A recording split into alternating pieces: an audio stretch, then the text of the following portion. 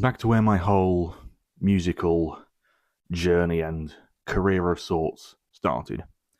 All the way back in 2019 with a little demo I called Sunbleach. So the general context around this whole thing was this and Drown Majesty, the one I did a retrospective on last month, was they were both end of year projects for the music course I was doing at college. Now, I just want to lay this out here. College in the UK is like kind of different from like the rest of the world, whereas like the word college is sort of like synonymous with university. It's the same thing. In the UK, they're considered two different things. So it's more sort of like ages 16 to 18. Basically, it's between secondary school and university. So it's, I guess, like the senior years of high school is the best way to think about it. It's basically ages 16 to 18. So moving on to just what I was doing at the time. So this was my second year on the course. I actually did 3 years rather than normal 2 years. I did a foundational year because I wasn't too confident in my musical skills when I joined, but quickly picked it all up. And I remember from the first real classes for composition and actually writing music that I instantly just fell in love with that side of things. You know, I wasn't too fussed about being a rock star, being on stage. Never really liked being on stage anyway. And the whole idea of just being in a studio on a computer composing masterpieces, that's what really drew me in back then. And that was a good year and a half before I actually got round to making Sunbleach. So it was my second year, which was the first of the main primary course years. We had many choices of what our end of year projects could have been. I did do a performance side of it as well, which is completely unrelated to this, with some other people on the course, which was its own unique thing of fun. But this was my main passion project, really, to go into.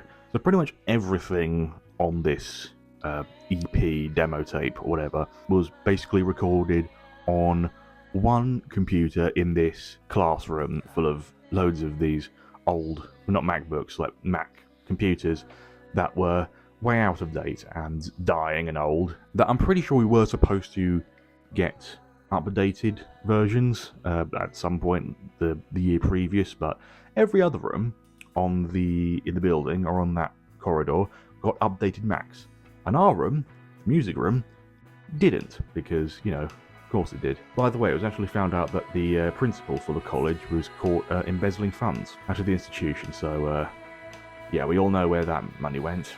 But anyway, I started writing this in between, kind of sort of around the springtime of, you know, that term started, and I really wanted to properly go into that progressive rock sound that I was really into at the time, and I didn't really sort of fully understand kind of what that entailed. You know, you think long songs, so yes, long songs, and the songs on this EP are quite long. Do all of them justify that length? Probably not really. I thought you just make it long, that makes it prog, surely, right? So just, you know, repeating sections over again, so they overstay their welcome. But yeah, most of it was written at home, and I actually have in this notebook here, if you will. So I was trying to go for stuff under the name Eon Blue. So where I got the name Eon Blue from was, did I say this in the last video? I don't know, I'm going to say it again. So I was trying to go on, you know, trying to find a name for my sort of band project thing. I originally wanted to go with Cataclysm, but spelled with a K, but found that was too similar to Catatonia, which is another band I was big into at the time, and also found that Cataclysm, spelled with a K, is the name of another band, because of course it is. So I took a leaf out of the Radiohead's book, because they take their name from a Talking Heads Talking Heads track song called Radiohead. So went through bands I like, settled on Tool, and went for a lesser known track of theirs, a sort of minute-long interlude track called Eon Blue Apocalypse, and just shorten that to Eon Blue. And that's me trying to design the logo, basically. That's where I had this notebook for years and years, and eventually filled it up, so that's sort of fun. So I don't have much in the way of an actual project sort of plan in this notebook. I have it is all in digital in Microsoft Word because it was easier. But I do have the lyrics I actually wrote. I pretty much wrote all the lyrics in the span of like an hour or two per song. Basically, nothing too interesting. So there's Black Sun Rising. Here is White Room, and of course the title track, Sunbleach. If you want to pause to read any of those. So I wanted to go for sort of mellow, emotional kind of stuff, basically, and that's why I sort of chose the chordal harmony that I did, liking that kind of slightly dissonant chords, but mostly melodic. Yeah, the guitar I wrote and recorded all this on, I don't even have anymore. It was an old Ibanez ART, so it's a Les Paul shaped guitar. I literally bought that because my main guitar, had an old Squier Strat. I tried replacing the pickups in it because I wanted something with humbuckers rather than, buying a new guitar that had one, and completely screwed it up, basically. So I just had to get a new guitar to, be able to play things. But I ended up selling it because, quite frankly, that guitar was a piece of shit. God, it is warm in here. I'm sweating. So most of these songs, like I said, were written and recorded on this dying old Mac computer in this classroom, basically plugged in through an old Focusrite thing. You can see here I've got one of my own. Pretty much almost everything is written and recorded by me, by myself. There are elements that I did have help with, specifically guitar solos and vocals, because I didn't have faith in my guitar playing at the time to be able to, do decent solos, and I cannot sing for shit. So I got some of my other friends on the course, my fellow students who could sing, and got them to, do it for me. But that was all apart from one song, which we will get onto in a moment. But I've been wittering along long enough already in the beginning, so let's actually go on break down each track individually. So intro and Black Sun Rising, we're going to talk about these two as basically one, because they take place in the same Logic DAW file, because I wanted the tail end of the intro to lead into Black Sun Rising, because I heard plenty of other albums do that and thought it was the coolest thing ever that you could just have it flow seamlessly from one song to another. So the intro is just kind of cinematic, synthy, ambience kind of thing. I just threw together using chords that I like and melodies and sounds that I like, but that's how you write songs, isn't it? I did find retrospectively that I have quite a habit of overusing certain harmonic ideas. Primarily the flat 6 chord in the minor key is so just like the 1 and the flat 6, or even just the walk down from the 1 to the flat 6. If you have any idea what music theory is, I had so much of a habit of overusing that to such a horrendous degree, and not to mention in the key of C minor, going between C and E flat I really like that chord movement. It's very simple, but it just, I milked that dry. But yeah, Black Sun Rising, this was the first one I wrote, and it's the first proper song on the album, on the EP, demo, whatever, and I wanted to have it take on a journey, it's a bit of an odyssey sort of thing. Whether I actually, achieve that is severely debatable. And of course, if you listen to it and pay attention to the drums, and you will be able to tell that I knew absolutely nothing on how to program drums. I am a little bit better now, emphasis on little bit. It somewhat fits at points, in others it just doesn't, like me trying to do drum fills. That was, listening back to some of those, they are atrocious. But at least it was all in time and, programmed rigidly, because again, didn't know how to, humanize things. Didn't really care about humanizing things, because I just didn't know and I didn't care. So on this song, singing is Nancy, who is, again, one of my fellow students, friends at the time, who, she did a great job, as everyone did, and who I, roped into it practically against their will. But yeah, no, I just want to, give a big thanks to everyone who was, involved in it and helped out with it. But yeah, I remember there's one bit in the verses where I do a little bit of like a chromatic shift in the chord pattern, so a little bit of non-diatonic chord movement. It's basically just taking this one chord and just moving it down just a fret at a time. It's just very simple stuff. And I remember she was sort of giving me a bit of shit, basically being like, why'd you have to write it like that? It's so difficult to sing over. And I was just like, hey, it's prog, that's just how it is. Ugh. But yeah, I thought changing from the key of C sharp minor to the key of F sharp minor was such a dramatic and proggy thing to do. It's not it's not really, but it's a key change, so it must be. Yeah, shut up. Lyrically, with all of the songs I basically wrote at the time, I wasn't too fussed about having any real meaning with the lyrics, and I will admit I am still a little bit like this now. I always stand to the point of, if the author of a work of art says it doesn't mean anything, then it doesn't mean anything, or what the author says about the work of art is what it is what it means, because they made it. It came from their mind. Surely they know it best, clearly, and other interpretations are just flat out wrong. It's like that was my point, basically. I was a bit arrogant with it, and basically sort of purposely wrote lyrics for this whole EP, and for this song in particular, that were, in my mind, just kind of meaningless. There was sort of general imagery I was trying to go for, but the imagery wasn't sort of meant to be anything other than just conjuring up emotions, as it were. There was no real storytelling or real message to any of them, which I have sort of changed my tune on things a little bit, but I still, at the moment, am very much like, the person that made it, it came from their mind, they know what it's about.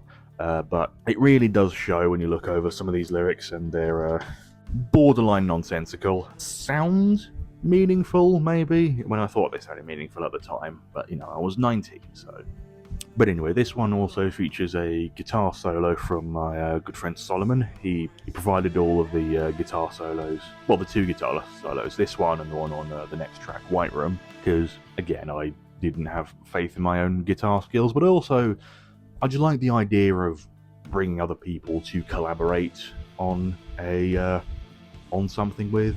It's something I don't know, there was a good sort of fun sense of community that we had in our class together that was just, so much fun. And I genuinely, writing and recording this EP was some of the happiest and fondest memories I have. I mean, it wasn't easy, there was plenty of technical issues along the way, and my own struggles with self-doubt and stuff like that, and there were points that it was difficult, and I was, struggling, being, feeling overwhelmed and that. But overall, this is still, the fact that I was able to create and realize something as big as this, despite how, rough around the edges it is, it was just such a fun time, really. That's all I can say about it. But yeah, it's definitely rough around the edges. The mixing especially, because there basically is none.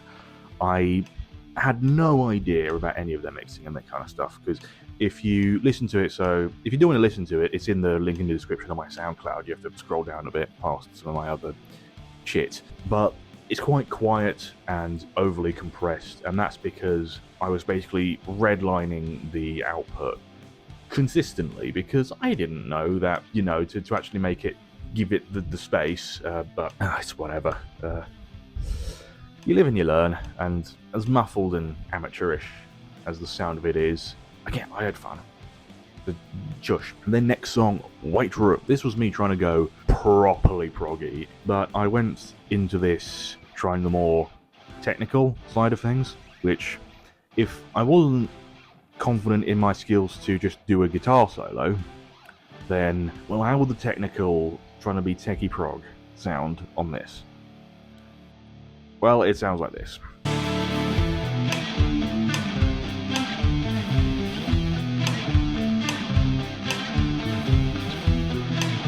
I don't even know what half the time signatures I was trying to use in this. I think technically the main riff meters out to 6/4, and then there's a tempo shift and it's 4/4 in the verses, and then there is a bit sort of at the end of the whole sort of bridge middle section, which is in 13/8.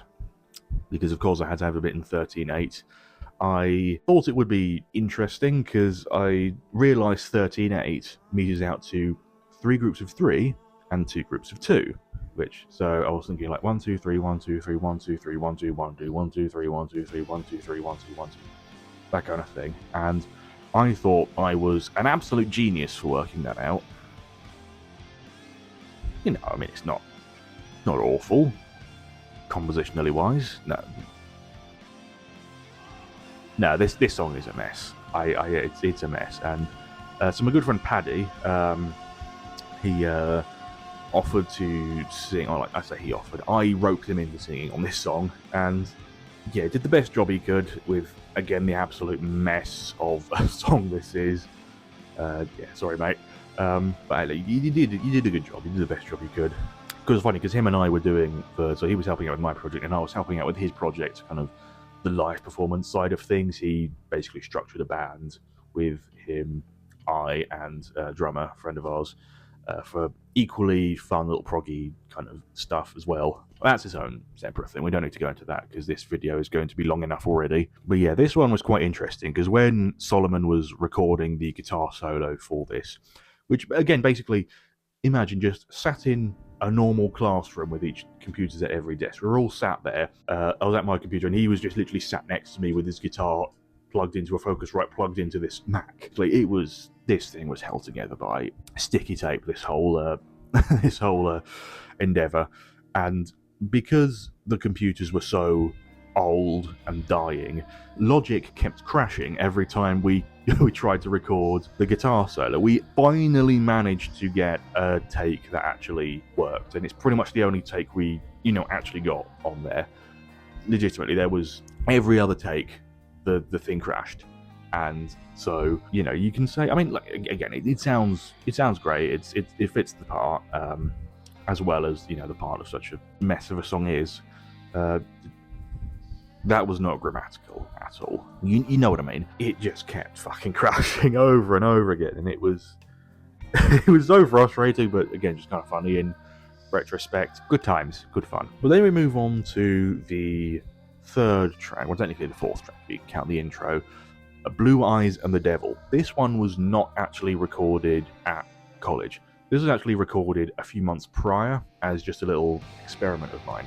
So I got a little MIDI controller keyboard for my 19th birthday, so this would have been back in February, and I didn't have Logic on my laptop at the time.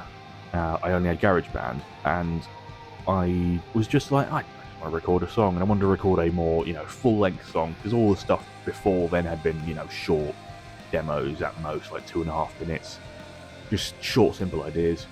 But this one was me trying to do a full-length one. And I say full-length because, it was over 7 minutes long, and it's also instrumental because I originally just recorded it instrumentally, and I didn't bother, trying to get anyone else to try and sing over it. But let me tell you, writing and recording this song was one of the very few moments I ever can say I truly got into a flow state.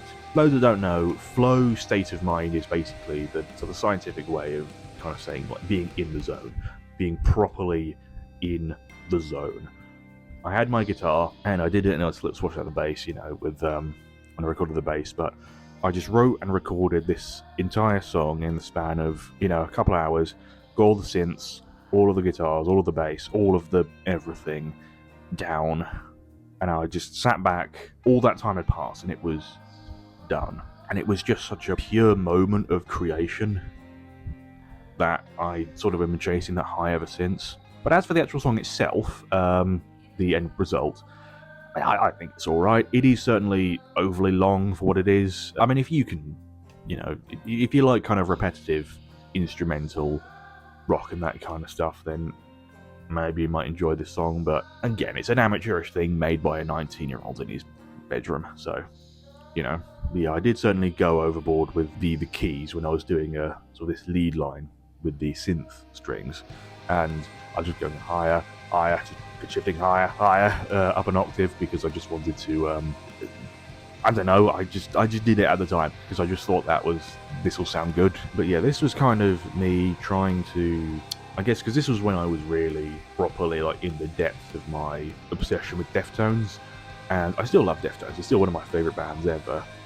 But this song in particular, I think I was trying to do something along the lines of this track Beware off their album Saturday Night Wrist. I tried doing something similar with, again, just being very simple. It just goes between C and E flat, basically just power chords the whole time.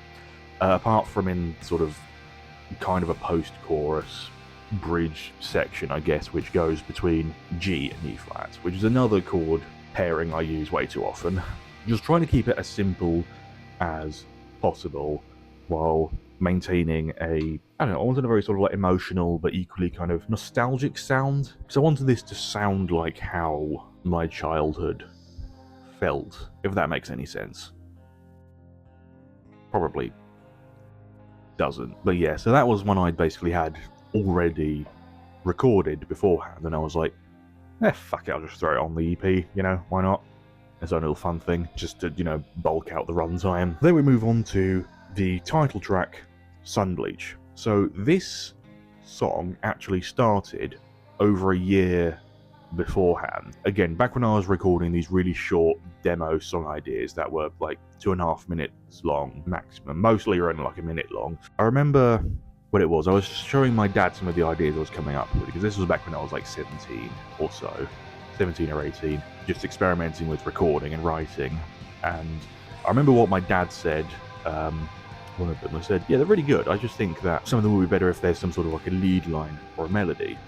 And that was what started that. So if you actually look on my SoundCloud, I think the original demo version of Sunbleach is on there. If you scroll right to the bottom, it should just be titled Sunbleach Demo, only like 2.5 minutes long. Again, this was just one thing I came up with super quickly, and I remember what I was trying to do. I was listening to the track Deadhead by Devin Townsend, and not the intro riff, but sort of the main riff that goes between, again, just like the E flat and the C. I was trying to learn that just by ear, because I didn't know how to look for the tabs because I was an idiot. But I ended up with some sort of, again, I didn't really know what the chords were at the time, but I basically ended up going from this kind of like an C minor 9 to an E flat major 9 kind of thing, about the third. So I'll show you. So if you want to learn this main idea, then it was basically, so it's the drop C, then open, 3, 5, 5, open. So hopefully the mic will pick up this. I'm in the wrong tuning. Never mind. That's basically what that was. So imagine this is just in drop C, and so that's the chord, and then basically taking that and then barring across everything apart from the G and the B strings on the 5, everything else on 3. So that's your major 9 shape you can easily do on a drop tune guitar if that's what you want to do. So yeah, so if you want to do like major-ish chords but make them more fancy and jazzy, that's a very easy, simple way to do it. So just, yeah, that shape. But yeah, so I took that original idea and I can extend it into a full song. And so I did. And I wrote this, so then another person, so Katie, actually sings on this one. So I got, a different singer for each track. And again, she did an amazing job, again, with, how little preparation time I gave her, and, again, roping her into this kind of stuff with, I think she enjoyed it and that kind of stuff, because I basically kind of just let her ad-lib a sort of a wordless thing, melody or whatever, over the chorus, because I couldn't think of anything to write for the chorus. But she did an amazing job. What I really wanted from this song, equally that I got from Blue Eyes and the Devil, was, I don't know, there was a feeling that I can't really describe, that I only really felt in certain dreams or memories of the past. A kind of nostalgic feeling that I can't really put accurately into words. It was always trying to be that nostalgic atmosphere. I think I maybe got a little bit of it there, and I don't know. It is what it is, and of course there are certain elements I can point to it, like the verses are quite busy rhythmically, because I'm just kind of a bit like noodling around with the bass line and that, and with the vocal line there's not really much space to fit in with the two of them, so that's kind of... This one also suffers quite badly from my habit of just copy-pasting and just extending sections without much need for them, without really sort of justifying their length, because, yeah, this one is nearly 8 minutes long, because I thought, well, it makes it sound bigger by just making it longer. That's not how it works. That is not how it works. But, well, yeah, what can you do? Again, it was just so much fun to make, and I kind of wanted to recapture that but make it bigger for Drowned Majesty the following year. And of course, the pandemic put a damper on that anyway. But I think also, this was kind of a lightning in a bottle thing, and was just well, not really lightning in a bottle. It was more just a moment of growth and a solitary moment in time to look over as a point of enjoyment. Or I don't know, I'm just rambling at this point. As if this whole video's not just been me rambling. But yeah, for those interested in the album cover, so that was I did that. So the first year of my time at college was actually on photography, and this was a thing I took with an old film camera and then basically digitized it. That was, if I remember actually, that was from the garden of my grandparents' old house. They sold it a long time ago. Again, with an old black and white film camera up at the sun, so I thought, like, hey, Sunbleach, that's what it works. And yeah, just whacked it in a Photoshop and just put a little, radial Gaussian blur on the letters because I thought it looked cool. Yeah, that was it. There is a version with a different font that I wanted to go for. I wanted to go for that font because as for an official logo, there was like some restrictions on what fonts you could use and that kind of stuff, and I was just like, I don't want to. I know I probably won't get any legal troubles for just a college project or whatever, but I didn't want to risk it, so I just did whatever stock fonts were in Photoshop at the time. I mean, that's pretty much most of it, at least as I can think of now. I know as soon as I turn the camera off, there's going to be a dozen other points that I'm going to be hitting myself because I forgot to say them, but I'm currently approaching 40 minutes of raw footage of just recording me wittering away, so I think this has gone on for long enough. But anyway, this is arguably where it all started off in terms of my full-on music creation project thing. And yes, stay tuned for whenever the next one of these is going to be, or just the next video, which is going to be next week. The next one of these, like retrospective ones, will probably be in July. Yeah, I have just crossed over into 40 minutes, so I am just going to cut this off right here because I've been again rambling for long enough. So anyway, thank you for watching, and yeah, see you in the next video. Au revoir.